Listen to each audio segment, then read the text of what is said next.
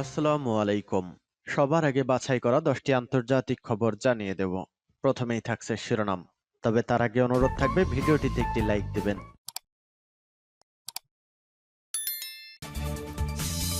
এই মুহূর্তে পাওয়া সর্বশেষ আপডেট সংবাদ। হাইপারসনিক ক্ষেপণাস্ত্র পরীক্ষায় আবারও ব্যর্থতার কথা স্বীকার করল আমেরিকা।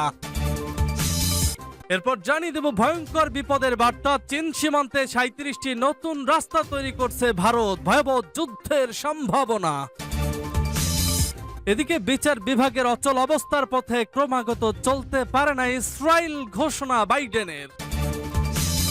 এরপর জানিয়ে দেব ফরাসি সরকারের পেনশন সংস্কারের বিরোধিতায় রাজপথে 7.5 লাখ মানুষ, মহা বিপদে এবার কট্টরবাদী ইহুদিবাদী ম্যাক্রন।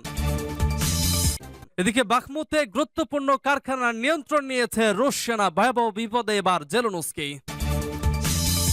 সর্বশেষ জানিয়ে দেব ইমরান খানের বিরুদ্ধে সানাউল্লাহর হুমকিপূর্ণ মন্তব্য, নিন্দা খলিলজাদের। শুনছিলেন সংবাদ শিরোনাম, এখন বিস্তারিত। তবে তার আগে অনুরোধ থাকবে ভিডিওটিতে একটি লাইক এবং কমেন্টস করে জানিয়ে দিন আজকের এই ভিডিও সম্পর্কে আপনার মূল্যবান মতামত। আর হ্যাঁ বন্ধুরা, অবশ্যই ঝটপট করে এই ভিডিওটি আপনার বন্ধুদের মাঝে শেয়ার করে ছড়িয়ে দিন আর জানিয়ে দিন আপনি কোন জেলা থেকে বা কোথা থেকে আমাদের সংবাদ শুনছেন এবং দেখছেন। হাইপারসনিক ক্ষেপণাস্ত্র পরীক্ষায় আবারও ব্যর্থতার কথা স্বীকার করল আমেরিকা। মার্কিন বিমান বাহিনীর প্রধান ফ্রাঙ্ক কেন্ডাল দেশটির আইন প্রণেতাদেরকে জানিয়েছেন যে চতুর্থবারের মতো আমেরিকার হাইপারসনিক ক্ষেপণাস্ত্র পরীক্ষা ব্যর্থ হয়েছে। চলতি মাসের মাঝামাঝি সময়ের দিকে এই ক্ষেপণাস্ত্রের সর্বশেষ পরীক্ষা চালানো হয়। ফ্রাঙ্ক কেন্ডাল জানিয়েছেন চলতি মাসে হাইপারসনিক ক্ষেপণাস্ত্র এর RW'র পরীক্ষা চালানো হয়, কিন্তু তা সফল হয়নি। এ প্রেক্ষাপটে তিনি এই ইঙ্গিত দিয়েছেন যে লকহিড মার্টিন কোম্পানির পরিবর্তে রেইথন কোম্পানিকে দিয়ে এই ক্ষেপণাস্ত্র নির্মাণ কাজ সম্পন্ন করা হতে পারে। গতকাল মার্কিন প্রতিনিধি পরিষদের প্রতিরক্ষা বিষয়ক কমিটিতে শুনানির সময় ক্যান্ডাল বলেন, সর্বশেষ পরীক্ষার কোনো তথ্য আমরা পাইনি। ক্ষেপণাস্ত্র পরীক্ষা কেন ব্যর্থ হয়েছে সেটি জানার জন্য এই তথ্যগুলো জরুরি। বর্তমানে আমরা এগুলো সংগ্রহের চেষ্টা করছি যাতে বোঝা যায় কেন এই পরীক্ষা ব্যর্থ হয়েছে। গত 13 মার্চ দক্ষিণ ক্যালিফোর্নিয়ার উপকূল থেকে আমেরিকা তাদের সর্বশেষ হাইপারসনিক ক্রুজ ক্ষেপণাস্ত্রের পরীক্ষা চালায়। ক্যান্ডাল হাউস কমিটিতে শুনানির সময় সে সম্পর্কে কথা বলেছেন, তবে তিনি সুনির্দিষ্ট করে বলতে পারেননি কেন এই ক্ষেপণাস্ত্র পরীক্ষা ব্যর্থ হয়েছে। তার বক্তব্য আইন প্রণেতাদের কাছে বিস্ময়কর মনে হতে পারত, কারণ গত সপ্তাহে মার্কিন বিমান বাহিনী একটি বিবৃতিতে দাবি করেছিল যে 13 মার্চ ক্ষেপণাস্ত্র পরীক্ষার সময় বেশ কয়েকটি লক্ষ্য অর্জিত হয়েছে, কিন্তু এখন দেখা যাচ্ছে ক্ষেপণাস্ত্র পরীক্ষা সম্পূর্ণভাবে ব্যর্থ হয়েছে। এর অর্থ হচ্ছে গত সপ্তাহে যে বিবৃতি দেওয়া হয়েছিল গতকালের শুনানিতে ক্যান্ডালের বক্তব্য তার সম্পূর্ণ বিপরীত। সূত্র পার্টস টুডে। চীন সীমান্তে 37টি নতুন রাস্তা তৈরি করছে ভারত। চীন সীমান্ত এলাকায় 37 নতুন রাস্তা তৈরির পরিকল্পনা করছে ভারত সরকার। চীন সীমান্ত এলাকায় উত্তেজনার মধ্যে প্রায় 875 কিলোমিটার রাস্তা নির্মাণ করবে ভারতের প্রতিরক্ষা মন্ত্রণালয়। এই রাস্তা নির্মাণে মোট খরচ হবে প্রায় 13,000 কোটি টাকা। Times of India. ভারতের প্রতিরক্ষা দপ্তর সূত্র জানিয়েছে প্রস্তাবিত রাস্তার প্রায় 70% তৈরি হবে অরুণাচল প্রদেশে। বর্তমানে চীন ভারত সীমান্তে রোড প্রকল্পের ধাপ 1 এবং ধাপ 2 এর কাজ চলছে। এই দুই ধাপে মোট 1435 কিলোমিটার রাস্তা চীন সীমান্তে খরচ হবে প্রায় 1600 কোটি টাকা। লাদাখ, হিমাচল প্রদেশ, সিকিম এবং অরুণাচল প্রদেশ এলাকায় চীন সীমান্ত বরাবর এই রাস্তা তৈরি হবে। ভারতের প্রতিরক্ষা দপ্তরও আরো জানিয়েছে ICBR প্রকল্পের উদ্দেশ্যেই হলো চীন সীমান্তে যোগাযোগ ব্যবস্থা আরো উন্নত করা। এই প্রকল্পে সেতু টানলেও তৈরি করা হবে যাতে কোনো আপৎকালীন পরিস্থিতি সৃষ্টি হলে খুব দ্রুত সেনাবাহিনীকে পৌঁছানো যায় নির্দিষ্ট এলাকায়। ICBR 3 এর সিদ্ধান্ত নেওয়া হয় একটি উচ্চ পর্যায়ের আলোচনার পর। জানা গেছে অত্যন্ত জরুরি ভিত্তিতে ধাপ 3 এর 37টি রাস্তার মধ্যেই 22টি রাস্তা তৈরি হবে। তারপর আবারও ICBR 1 এবং 2 এর কাজ শুরু হবে। জানা গেছে যে সংস্থা এই প্রকল্পটি তৈরি করার বরাদ দিয়ে পেয়েছে, তারা জানাচ্ছে অত্যন্ত দ্রুততার সঙ্গে এই 22টি রাস্তা নির্মাণের কাজ শেষ করতে বলা হয়েছে। ICBR 1 এর প্রস্তাবিত 25টি রাস্তা চলতি বছরের ডিসেম্বরের মধ্যে সম্পূর্ণ করার কথা বলা হয়।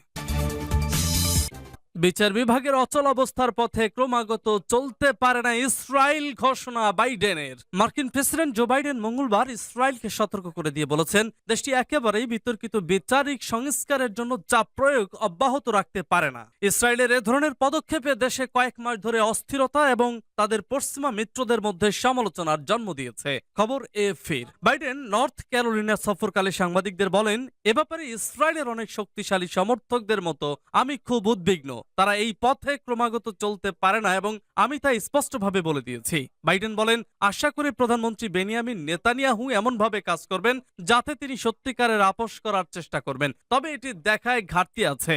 মার্কিন প্রেসিডেন্ট আরো বলেন, তিনি ইসরায়েলি নেতাকে হোয়াইট হাউসে আমন্ত্রণ জানানোর কথা বিবেচনা করছেন না। অত্যন্ত এক্ষুনি ইসরায়েল নেতাকে আমন্ত্রণ জানানোর কোনো সম্ভাবনা নেই।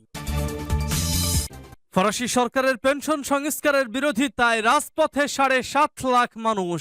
বিক্ষোভ সহিংসতায় উত্তাল ফ্রান্স। মঙ্গলবার পেনশন সংস্কার কর্মসূচি আইনের বিরোধিতায় রাজপথে নামেন দেশটির প্রায় 7.5 লাখ মানুষ। খবর দ্য গার্ডিয়ানের। প্রতিবাদে নেমে অবসরের বয়সসীমা বৃদ্ধির বিরোধিতায় স্লোগান দেন বিক্ষোভকারীরা। তোলেন প্রেসিডেন্ট ইমানুয়েল ম্যাক্রনের পদত্যাগের দাবিও। এ সময় নিরাপত্তা বাহিনীর সাথে দফায় দফায় সংঘাত হয় বিক্ষোভকারীদের। পরিস্থিতি নিয়ন্ত্রণে টিয়ার গ্যাস ও জলকামান ব্যবহার করে পুলিশ চালায় ধরপাকড়। শুধু প্যারিসেই আটক হয়েছেন কমপক্ষে 27 জন। রাজধানী ও অন্যান্য গুরুত্বপূর্ণ শহরগুলোয় মোতায়েন ছিল পুলিশের অতিরিক্ত 13,000 সদস্য। এর আগে গত জানুয়ারিতে ফ্রান্সে অবসরের বয়সসীমা 62 থেকে 64 বছরে উন্নীত করার প্রস্তাব দেন দেশটির প্রেসিডেন্ট ইমানুয়েল ম্যাক্রন। কয়েক দফা পার্লামেন্টে তোলা হলেও সংখ্যাগরিষ্ঠ ভোটের অভাবে সেটি পাশ করানো যায়নি। গত সপ্তাহে আইন পাশে সংবিধানের আশ্রয় নেয় সরকার। ভোটাভুটি এড়িয়েই অনুমোদন দেওয়া হয় আইনটি পাশের। ফলে বিক্ষোভ ছড়িয়ে পড়ে প্যারিস সহ অন্যান্য বড় শহরগুলোতে। সূত্র এসএস। বাখমুতে গুরুত্বপূর্ণ কারখানার নিয়ন্ত্রণ নিয়েছে রুশ সেনা। রাশিয়ান বাহিনীর তীব্র প্রতিরোধ সত্ত্বেও পূর্ব ইউক্রেনের শহর বাখমুতে অগ্রসর হচ্ছে এবং সেখানে একটি ধাতু কারখানার প্রায় সম্পূর্ণ নিয়ন্ত্রণ নিয়েছে। ডোনেটস্কের ভারপ্রাপ্ত প্রধান ডেনিস পোশিলিন সোমবার তথ্য জানিয়েছেন। বাখমুতের যুদ্ধ, যাকে রাশিয়া তার সোভিয়েত যুগের আর্টিমোভস্ক নামে ডাকে, কয়েক মাস ধরে ইউক্রেনের বিরুদ্ধে রাশিয়ার অভিযানের একটি কেন্দ্রবিন্দু হয়ে রয়েছে। পোশিলিন বলেছেন, ইউক্রেনের বেশিরভাগ বাহিনী বাখমুতকা নদীর পশ্চিম দিকের আজম ধাতু কারখানায় আশ্রয় নিয়েছিল, যেখান থেকে তারা পালিয়ে যেতে বাধ্য হয়েছিল। শিল্প অঞ্চলটির নিয়ন্ত্রণ নেওয়া জরুরি ছিল। এখন কার্যত বলা যেতে পারে এটি করা হয়েছে। রুশ সেনারা সেখানে তল্লাশি অভিযান চালাচ্ছে, পুশিলিন বলেছিলেন। উভয় পক্ষই বলেছে যে তারা বাখমুতে একে অপরকে ব্যাপক ক্ষয়ক্ষতি করেছে। পুশিলিন বলেছেন যে রাশিয়ার ওয়াগনার ভাড়াটে বাহিনীর যোদ্ধারা শহরে আক্রমণের নেতৃত্ব দিয়ে চলেছে। ছেলেরা এগিয়ে যাচ্ছে, অবশ্যই তারা এগিয়ে যাচ্ছে, যদিও এটি করতে তাদের কঠোর প্রচেষ্টা লাগে।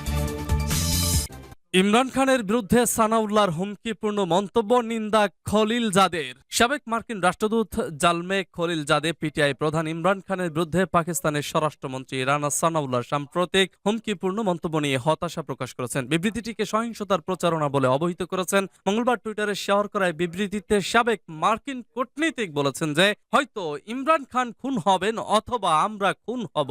পাকিস্তানের স্বরাষ্ট্রমন্ত্রীর এমন বক্তব্যে আমি হতবাক এবং আল্লাহর ভয় এবং আইন মেনে চলা পাকিস্তানিদের দ্বারা এটি প্রত্যাখ্যান করা উচিত। একটি সাম্প্রতিক সাক্ষাৎকারে সানাউল্লাহ বলেছিলেন যে দেশের রাজনৈতিক পরিস্থিতি এমন পর্যায়ে পৌঁছেছে যেখানে ক্ষমতাসীন পাকিস্তান মুসলিম লীগ নওয়াজ পিটিআই প্রধান ইমরান খানের কাছ থেকে নিজের অস্তিত্ব রক্ষা করতে যে কোনো কিছু করতে পারে। শনিবার